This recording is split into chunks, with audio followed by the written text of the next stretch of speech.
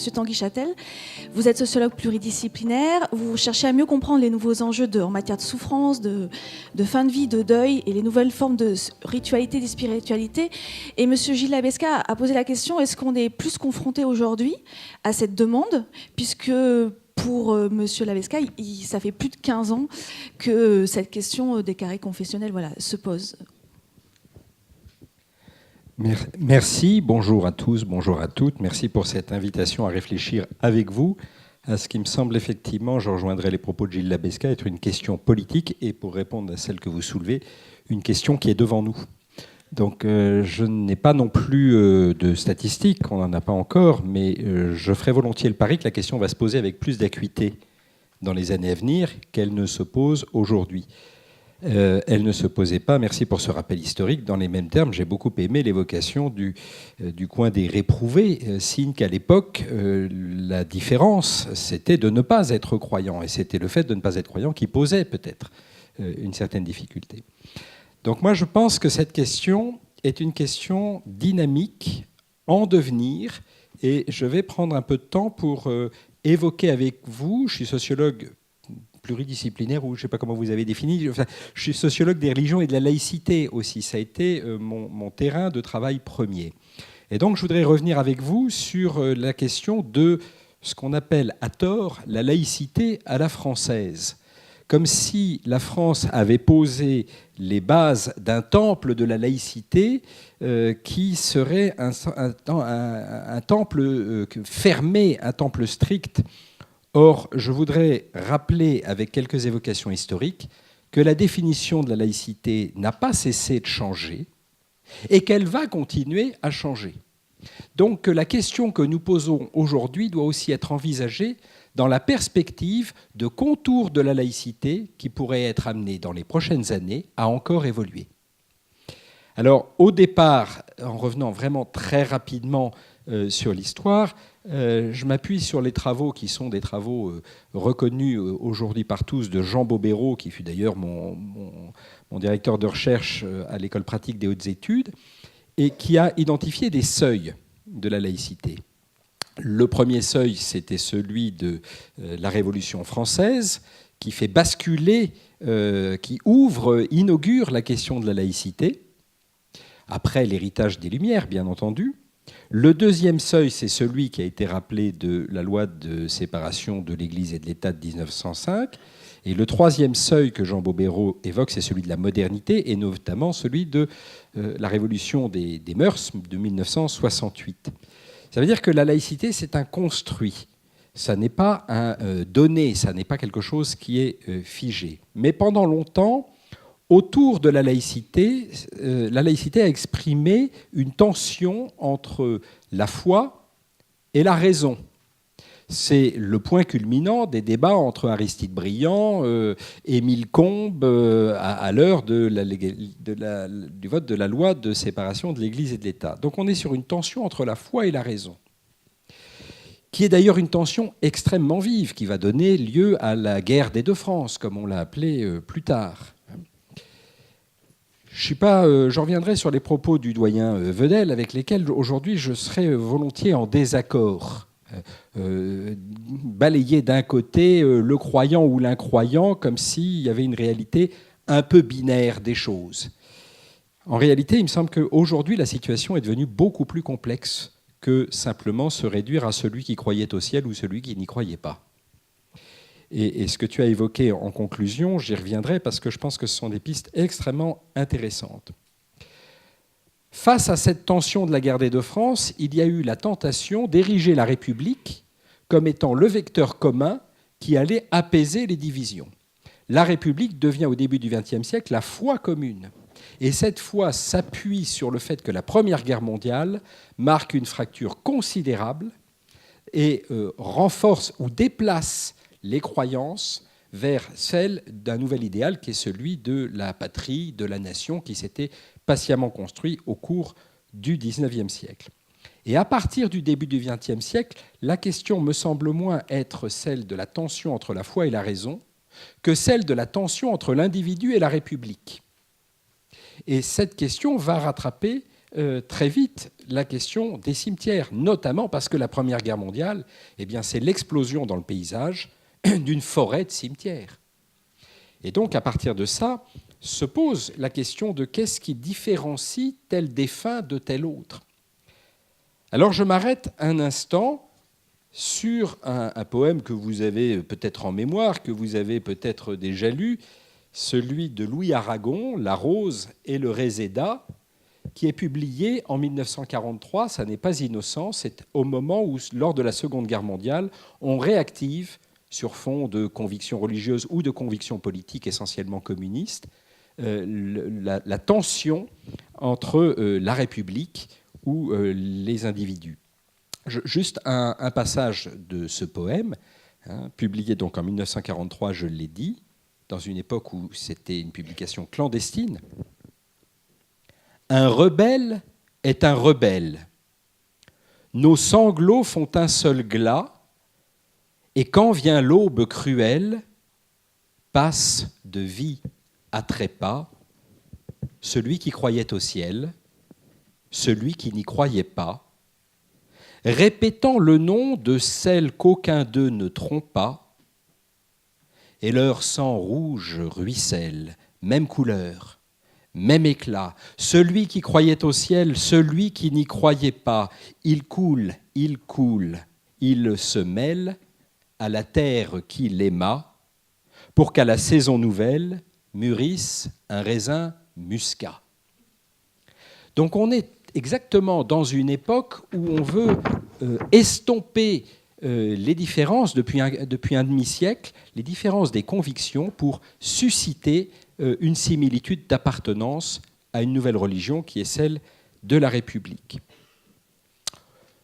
Jusqu'à faire de la République une forme de transcendance, qu'on voit bien dans le poème de Louis Aragon. Mais aujourd'hui, le paysage n'est plus tout à fait le même. Quand j'ai commencé mon doctorat de sociologie des religions et de la laïcité, c'était en 2004, en pleine commission Stasi. Donc la question était très vive sur le port du voile à l'école. Et les tensions étaient extrêmement exacerbées. Mais à cette époque, on faisait l'hypothèse, nous, sociologues des religions, que l'avenir serait moins croyant, que petit à petit, la religion s'estompait, que la sécularisation ou que la laïcisation allait petit à petit gagner l'ensemble des champs. 4 ans plus tard, quand j'ai soutenu mon doctorat, cette hypothèse était déjà totalement invalidée. Voilà. Donc, les chercheurs se trompent, heureusement, me direz-vous, ça permet de leur permettre de rester à leur place.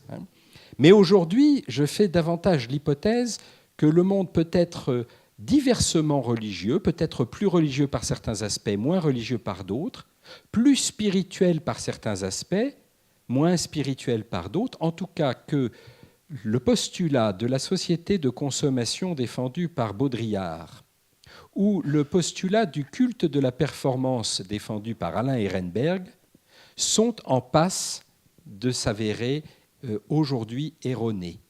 Quelque chose est fissuré, ça ne se voit pas au quotidien, je vous rassure, dans nos comportements, nous sommes ivres de consommation et ivres de performance, mais quelque chose s'est fissuré parce qu'on voit bien qu'il y a un regain de quête spirituelle, de sens qui est extrêmement visible désormais dans la société, qui peut prendre les voies de certaines religions ou qui peut prendre des voies spirituelles non religieuses.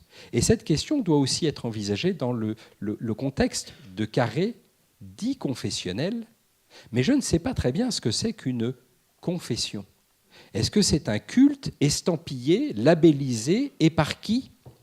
La Mivilude, la mission de lutte contre les dérives sectaires, se pose sans arrêt la question de savoir où commence une religion, où commence une spiritualité, où commencent des croyances. Donc cette question me semble devoir être élargie autour de l'expression des valeurs singulières, mais peut-être autour du désir, dans la mort, d'être rapproché de ceux qui ont partagé des mêmes valeurs singulières. Donc on voit qu'elle s'exprime de manière très visible autour de l'identité religieuse, mais qu'elle doit aussi être envisagée autour de l'expression des convictions personnelles et de leur manifestation jusque dans la mort. Alors je dis que la laïcité est un concept qui a été dynamique. Jean Bobéro nous dit aujourd'hui, dans un ouvrage récent, qu'il a intitulé « La laïcité falsifiée », que nous sommes passés progressivement et subrepticement, presque insidieusement, d'une neutralité d'État, qui a été évoquée, à une neutralité des individus.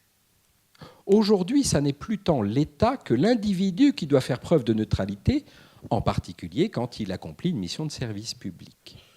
Donc les convictions personnelles doivent être mises en retrait pour défendre une neutralité d'État, mais, vous voyez, le terme fort de Jean Bobéro, c'est une laïcité falsifiée, parce que c'est une laïcité qu'on fait peser sur les personnes plus que sur les institutions. Jean Bobéro nous dit aussi, aujourd'hui, nous sommes dans un moment d'une certaine laïcité dominante. Ça veut dire qu'il y a eu des moments où d'autres formes de laïcité ont été dominantes. Il dit, aujourd'hui, la laïcité dominante, c'est la définition socialement légitime de la laïcité, à un moment donné, celle à laquelle chaque acteur doit se référer, même quand il la critique. Cette définition sociale, implicite, constitue un enjeu politique et médiatique fort et aboutit à un discours qui prend des valeurs de certitude. Donc nous serions aujourd'hui tenus d'adhérer à une laïcité dominante qui aurait été définie il y a à peu près une dizaine d'années. Avant, en 1905, les deux laïcités dominantes étaient la laïcité anti-religieuse, qui appelait une intervention de l'État contre la religion, et l'autre laïcité dominante, c'était la laïcité gallicane, celle qui trouve son origine dans le fait que le roi de France incarnait une forme de religion. Ces deux laïcités-là ont échoué. Elles étaient dominantes en 1905, elles ne sont plus à l'ordre du jour aujourd'hui. En revanche, c'est exactement l'inverse. Je viens de faire un terrible contresens. Ces laïcités qui n'ont pas été retenues en 1905 sont aujourd'hui en train de reprendre une certaine vitalité sous l'aspect des cristallisations qui s'opèrent dans le champ religieux. En revanche, des laïcités qui voulaient séparer abruptement, radicalement, l'Église et l'État en 1905, qui étaient victorieuses en 1905, sont aujourd'hui en perte de vitesse, et on le voit dans la réflexion qui est la nôtre, où la complexité s'invite. Et nous ne pouvons plus nous appuyer sur des principes cardinaux de type binaire. Jean Bobéro distingue trois autres formes de laïcité, que je ne vais pas développer ici, vous vous référez à ces écrits si on le veut. Ça veut dire quoi ? Ça veut dire que la laïcité est une notion dynamique. Maintenant, quand on l'applique au cimetière, le cimetière est par essence, peut-être par nature, le lieu où s'expriment les convictions religieuses. Comment le cimetière pourrait-il être régulé par une laïcité abrupte alors que c'est le lieu des complexités et de l'expression de l'intime ? Pendant longtemps, ça n'était que le lieu des religions, merci de l'avoir rappelé, puis c'est devenu un lieu sanitaire, aseptisé, et c'est aujourd'hui en train de redevenir un lieu religieux, même si ça a été aussi souligné, les convois religieux sont plutôt moins importants, mais les signes religieux sur les tombes demeurent extrêmement présents. Donc la question est aujourd'hui celle-ci, à travers la thématique des cimetières, qui déborde donc la thématique des cimetières, quelle place notre République peut-elle faire aux convictions personnelles dans la vie et dans la mort, sachant que c'est dans la mort qu'elles ont souvent le plus de poids. C'est dans la mort qu'elles sont souvent affirmées avec le plus d'intensité. Peut-on se satisfaire de la loi de 2004 qui prohibe les signes ostensibles ? Les tombes sont parsemées de signes ostensibles. Le cimetière est-il un lieu religieux fondamentalement plus qu'un lieu républicain ? Voilà des questions qui, à mon avis, se tiennent devant nous plus que derrière nous. Il n'en demeure pas moins qu'il ne s'agit pas de contester que c'est un lieu républicain. Donc la question, c'est comment s'accommoder de cette identité, de cette revendication, que je qualifierais plus de spirituelle d'ailleurs que religieuse à ce stade, au sein d'un espace républicain. Voilà pourquoi il me semble que cette question abordée par vous aujourd'hui est une question qui déborde la question d'organisation, la question de construction, la question d'aménagement des espaces. Il me semble qu'elle participe à une réflexion élargie sur les nouveaux liens entre les convictions personnelles et la République. Alors, le cimetière est un lieu à la fois individuel et collectif, mais Bobéro nous rappelle que si la loi de 1905 fait la distinction entre le privé et le public, elle ne fait pas la distinction entre l'espace privé et l'espace public. Elle ne fait pas la distinction entre la sphère intime et la sphère publique. Tous ces lieux qui sont des lieux de nuances, finalement, et qui nous interpellent aujourd'hui. Le cimetière reste le lieu inévitable de l'affirmation identitaire.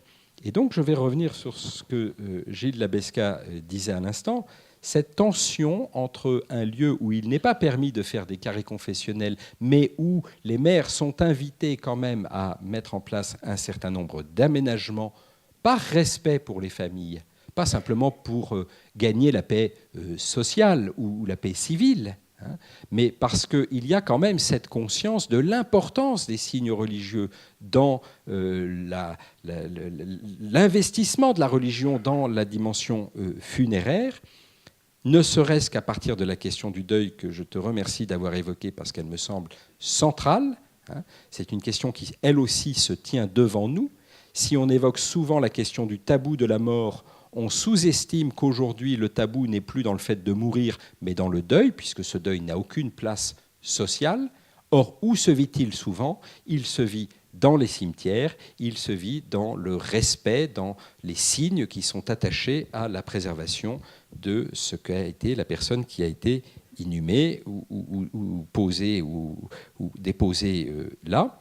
Donc, j'ai tendance à dire aujourd'hui que, et j'ai vu ça au Québec, pourquoi poser la réflexion en termes de allons-nous faire un carré confessionnel, ou 2 carrés, ou 3 carrés confessionnels ?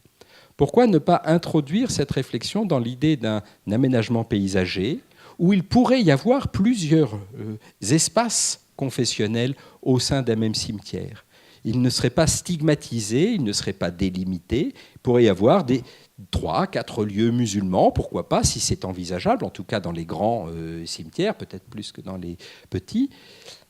Si on se pose la question que sous l'angle de la religion, est-ce qu'on saura aussi regrouper ensemble, j'en sais rien, des gens qui pratiquent le yoga et pour qui ça a eu une importance tout à fait décisive, peut-être parce qu'à proximité de la ville ou du village, il y a une communauté qui s'est créée à cet endroit-là de gens qui partagent ces mêmes convictions.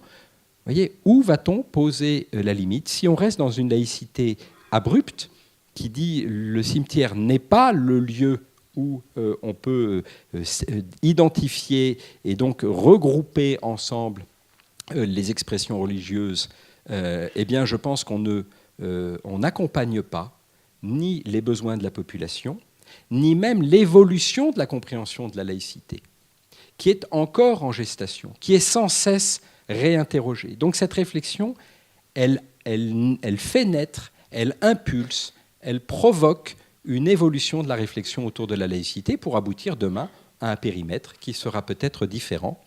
Je termine sur le point suivant, c'est de dire que le cimetière s'inscrit dans le temps long.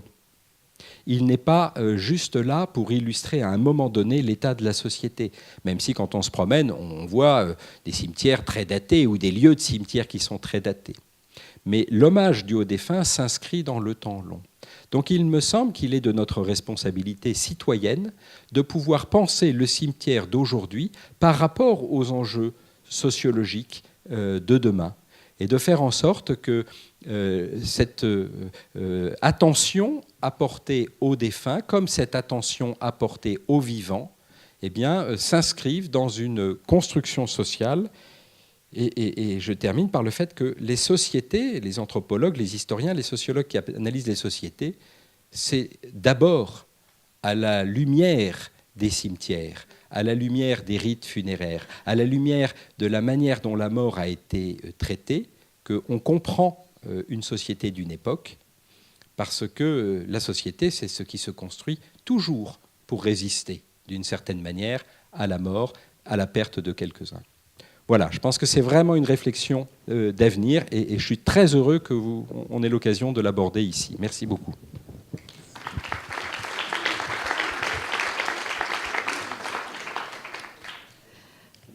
Alors, du coup, moi, suite à vos deux interventions, j'ai plus de questions que j'en avais au départ, mais je vais plutôt inviter la salle. Voilà, je pense qu'il y a pas mal de personnes dans mon cas, et c'est vous qui devez avoir la parole. Donc, je vais essayer déjà de donner quelques oui, éléments de réponse à votre question. Merci. Pour bien comprendre la situation au Québec, c'est que les cimetières ne sont pas des cimetières d'État. Les cimetières, dans le processus de déconfessionnalisation, il n'y a pas eu de laïcisation au Québec, il y a eu un processus de déconfessionnalisation où l'État a pris les compétences de l'État, des religions à l'égard de l'éducation et de la santé, mais ne s'est pas occupé des questions du salut de l'âme, donc qui est resté et qui reste encore aujourd'hui largement en charge des différentes confessions religieuses.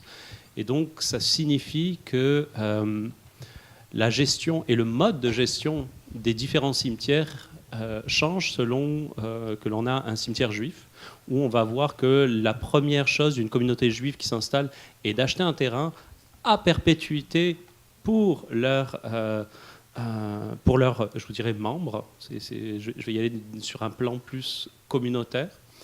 Et ils ont un mode de fiducie à perpétuité. C'est un bon modèle de gestion pour eux. Par rapport au cimetière, par exemple, catholique, la plupart des cimetières catholiques au Québec n'est pas rentable. Et la question de rentabilité est vraiment, vraiment une réalité très, très difficile. C'est-à-dire qu'il y a des cimetières qui sont désacralisés et vendus à des promoteurs immobiliers. Avec les restes humains aussi, et qui sont rachetés littéralement à très bon prix si ça vous intéresse. C'est le cas dans beaucoup de campagnes québécoises. D'autre part, traditionnellement, dans les campagnes québécoises, il y avait un cimetière catholique, un cimetière protestant. Donc, si vous allez à Montréal, vous allez voir les deux gros cimetières sur la montagne, sur le Mont-Royal. C'est le cimetière catholique Notre-Dame-des-Neiges, qui est probablement le plus gros cimetière francophone en Amérique du Nord, et le cimetière protestant, qui lui a des concessions, un type de concession éternelle. C'est-à-dire que là, on n'est pas dans des modalités comme on connaît ici, avec des différents types de concessions. Là, on peut acheter quelque chose à perpétuité, vraiment. Chez les catholiques, non. Les règlements de cimetière sont des règlements qui sont établis pour chaque cimetière, selon l'archevêché, selon les modes de gestion. En général, c'est ma tante Louise et ma tante Gisèle qui s'occupent de la comptabilité de la paroisse de Ripon, mais c'est véritablement fait avec la bonne intention. Donc l'État n'a pas à voir là-dedans. Il y a quelques années, j'avais participé à une discussion sur la possibilité de faire une municipalisation des cimetières, et l'État ne veut pas s'en charger. C'est beaucoup trop coûteux. Alors ça pose beaucoup de questions dans ces circonstances, mais plus pratico-pratique, cela veut dire que dans les cimetières, vous vous retrouvez avec une gestion qui est décidée de...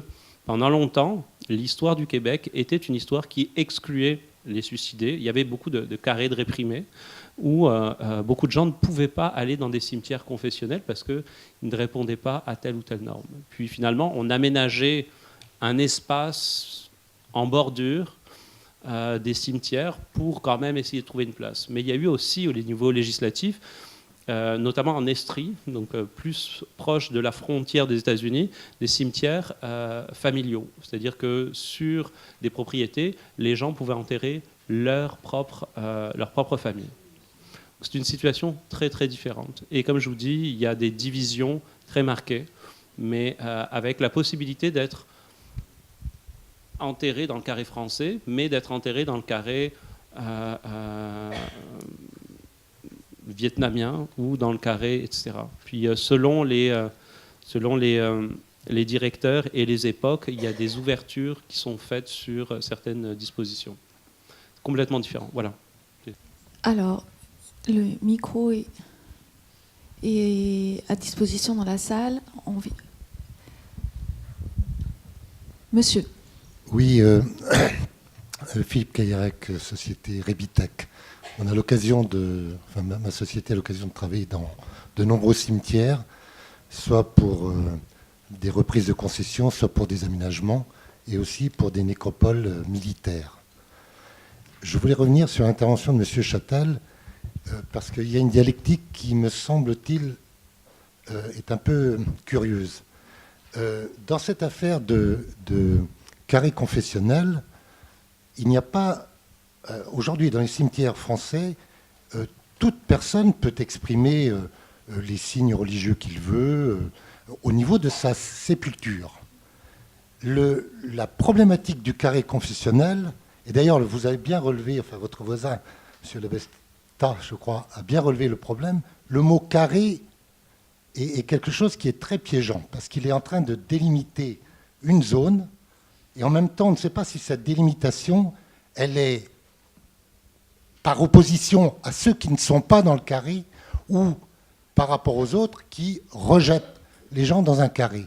Je pense que la loi, contrairement à ce que disait madame qui est avocate, est très claire. Les carrés confessionnels sont interdits. Sur le plan juridique, c'est clair, je crois, ou alors je n'ai pas bien compris le texte, c'est clair, les carrés confessionnels sont interdits. On peut se demander pourquoi. Parce que la République, alors française, et je ne suis pas en train de faire l'apologie d'une laïcité abrupte, mais telle qu'elle est comprise, le cimetière est un lieu public commun, et si on a interdit, je crois, les carrés confessionnels, c'est justement pour éviter qu'il y ait des réprouvés, c'est-à-dire des gens qui soient autorisés ou pas par telle ou telle religion ou par tel ou tel groupe, mais permettre à tout le monde de s'exprimer librement. Et là, avec les carrés confessionnels, et je m'arrêterai à ce point-là, il y a une discussion qui est très importante, c'est que ce n'est pas l'opposition entre la République, l'État tout-puissant et les souhaits personnels, c'est aussi la création d'un corps intermédiaire auquel les élus, et j'en connais beaucoup, qui commencent à se gratter la tête sérieusement avec cette histoire, parce qu'aujourd'hui, on va créer un carré, qui aura droit d'y aller? On va dire, si je demande à y aller, je pourrais y aller. Demain, on dira non, vous n'avez pas le droit d'y aller parce que vous n'êtes pas catholique, vous n'êtes pas orthodoxe, vous n'êtes pas juif, vous n'êtes pas libre penseur, etc. Et donc, M. Caillarec, votre question, c'est le droit à une je voulais simplement, c'est vrai que ce n'est pas une question, c'est une intervention, mais toute la dialectique de ce matin, elle prend comme un fait acquis ce carré confessionnel. Mais c'est quelque chose qui est intermédiaire. Je voudrais attirer l'attention des je vais passer la parole à Mme Pachin-Lefebvre, parce que je n'ai pas tout à fait entendu la même chose, moi. Ce n'est pas un fait acquis. Je pense qu'on est en train de dire que les choses sont en mouvement, sauf erreur, qu'il y a une situation de droit qui est très claire, qui est effectivement cette interdiction, mais qui doit fonctionner avec une réalité sociétale qui est qu'il y a des demandes et que donc il y a le ministre recommande ce développement et donc on a parlé de géométrie tout à l'heure, des carrés confessionnels, on est à la quadrature du cercle, je pensais à ça aussi, c'est un peu effectivement toute la difficulté de concilier tous ces principes en l'état du droit français. Donc c'est pour ça d'ailleurs qu'en termes d'enjeux, j'ai évoqué le fait que je pense à terme les textes devraient évoluer pour sécuriser les maires, parce que fondamentalement ceux qui se mettent en difficulté quand ils veulent bien essayer de faire quelque chose pour faire évoluer le droit, ils se mettent un peu en danger parce que c'est très compliqué d'arriver à mettre en œuvre ces règles. Voilà. Donc je pense que le droit en tout état de cause est clair. On est plus en train d'essayer de faire des pronostics sur des évolutions intelligentes peut-être et puis qui sont liées à l'évolution de notre société. Monsieur Labesca, vous évoquiez tout à l'heure le fait que le temps de l'inhumation est peut-être une étape de l'ensemble de la chaîne funéraire. Peut-être souhaitez-vous compléter par rapport à la question qui est posée? Moi, je vais revenir sur l'esprit, sans être juriste, mais c'est de comprendre que les évolutions possibles de demain, en fait, on est en train de les faire là en discutant. Donc, autant au niveau juridique, mais autant dans une grande créativité. Moi, je parlais tout à l'heure et j'évoquais peut-être deux éléments. parler de carré confessionnel, il y a le problème, effectivement, genre de nommer ça un carré. Et ça, j'allais dire qu'on ne peut pas s'enlever de la tête la représentation d'un carré qui est tracé. Donc la délimitation et la délimitation de ce carré est déjà lourde à porter. Après, il y a la dimension confessionnelle. Comme disait Tanguy Châtel, comment en arriver à déterminer ce qui est confessionnel? Ce qui serait confessionnel à mes yeux ne l'est probablement pas à ses yeux et à vos yeux. Et qui suis-je pour commencer à déterminer ce qui serait confessionnel de manière orthodoxe vis-à-vis d'une autre personne? Mieux. Et là, je vais vous ramener à des situations qu'on a vécues au Québec. Tout à l'heure, on évoquait le fait qu'on puisse construire et avoir des cimetières privés confessionnels. Au Québec, il y a eu récemment des cimetières musulmans confessionnels qui ont été construits.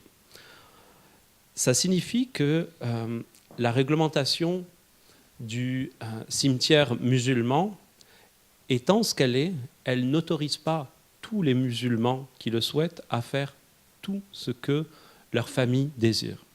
Il n'y a pas une seule manière de faire chez les catholiques, il n'y a pas une seule manière de faire chez les laïcs, il n'y a pas une seule manière de faire chez les musulmans, etc., etc. Donc ça pose la question de à qui revient l'autorité de cette réglementation. La question est relativement plus simple, me semble-t-il, ici.